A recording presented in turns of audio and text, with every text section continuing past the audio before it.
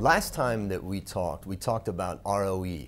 And what I tried to explain was that my back testing of ROE showed that if you buy high ROE stocks, you outperform the overall market in general. That's rebalancing the ROE stocks every quarter. This time, I've looked at something a little bit different, and I find this research quite interesting. Basically, I asked the question is, do high ROE stocks maintain their position or do they fall? And do dogs or low ROE stocks and low profitability stocks rise? What is the pattern over time?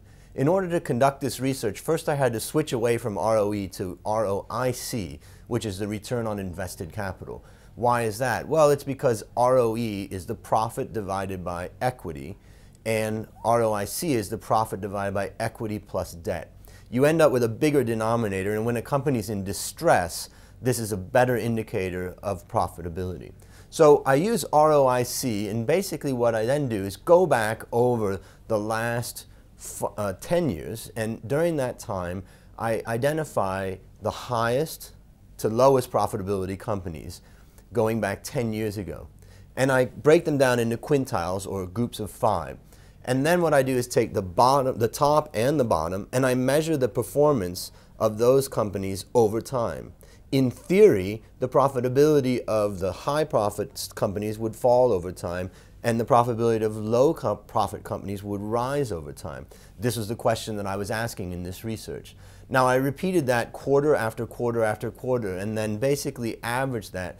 And what you'll see is the chart that you can see here basically shows that these ones at the top that started as very high profitability stocks, I'll call them stars. These stars faded over time, and they faded down to the average.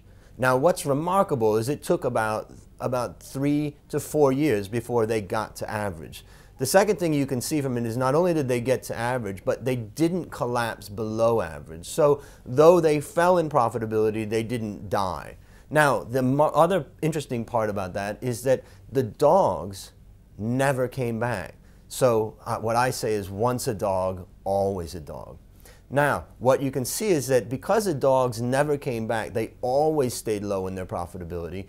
What that means to me is that as an investor, you want to think carefully about buying into a turnaround story. For instance, if someone said this company's earned low profitability for a long time and they're going to earn high profitability in the future.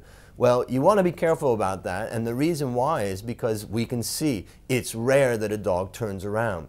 So what I would advise is that you want to try to look for companies that either have two things. Number one, if they're a dog and they've got a serious change in ownership or management, that could be a signal that they're going to turn around.